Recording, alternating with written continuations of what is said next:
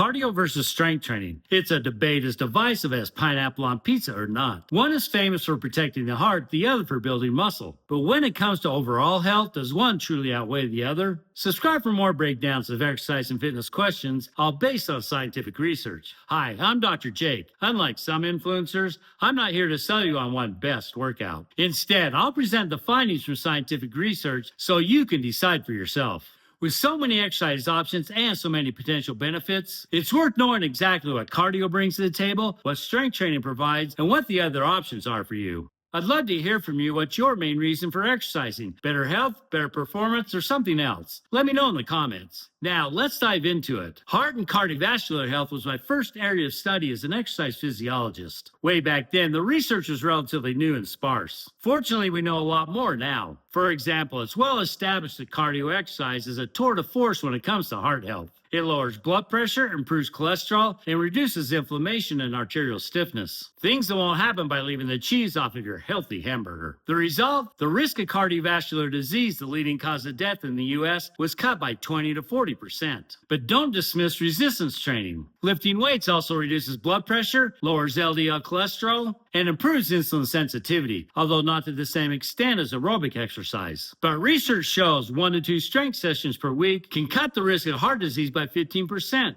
Not too shabby. What if you combine the two? I'll touch on that later, but yes. A logical extension of lowering heart disease is the benefit of reduced mortality or increasing longevity. Cardio training like brisk walking, jogging, cycling, or swimming is one of the most proven methods for extending life expectancy. Large population studies show that more aerobic exercise reduces mortality risk by 20 to 25%. This is because regular aerobic exercise not only reduces the risk of death from cardiovascular disease, but from all other causes. That covers a lot. Strength training also plays a role. It reduces sarcopenia by preserving muscle mass, which improves physical function, even into your 80s.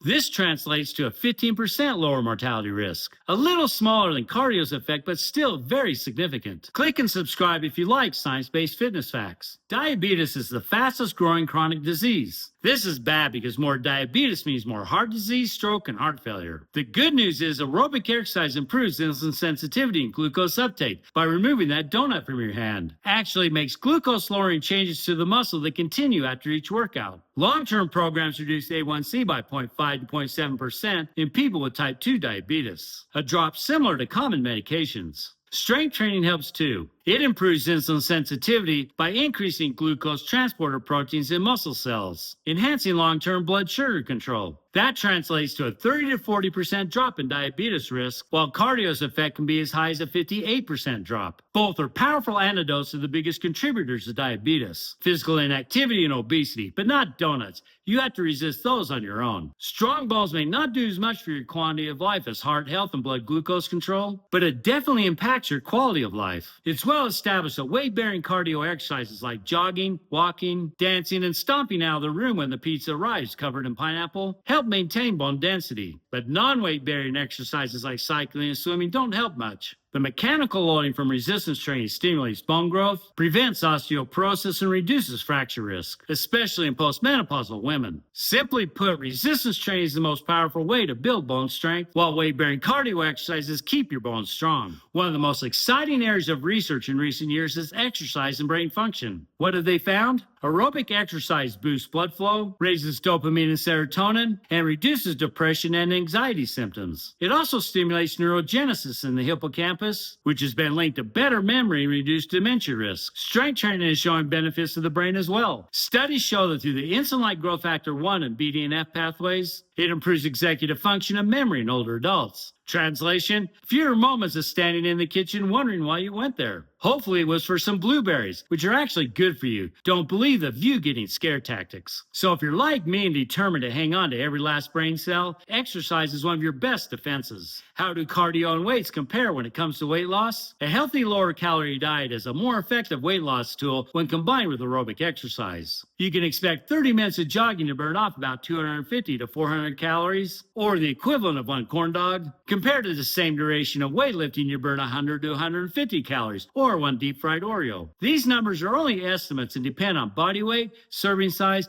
or what other junky carnival food you devour. But strength training preserves lean body mass during weight loss and prevents the drop in metabolic rate that often leads to weight regain. Not surprising, studies show that combining the two is more effective for sustainable weight loss. How effective is the combination of cardio weights on other health benefits? Research calls this concurrent training. Let's look at what we know. For heart health and greater longevity, doing both lowers the risk of early death more than either alone. In fact, adults who performed both types of exercise had the lowest all-cause and cardiovascular mortality risks. With metabolic health, cardio improves day-to-day blood glucose control, while strength training adds long-term glucose control and storage by adding bigger muscles. Together, they provide the best protection against type 2 diabetes. When it comes to bone and functional health, strength training builds bone density and improves muscle power, while cardio maintains endurance and mobility. Together, they keep aging adults independent longer. Inside the brain, aerobic exercise boosts blood flow and neurogenesis, while resistance training enhances executive function and memory, with some crossover between the two. So a mix may be the most protective approach to long-term cognitive health. Now, neither form of exercise is perfect. There are a few cons to each. For example, cardio exercise can lead to overuse injuries like shin splints and stress fractures, particularly when intensity or mileage is ramped up too quickly. Excessive cardio without resistance training can cause the loss of lean muscle, particularly during caloric restriction.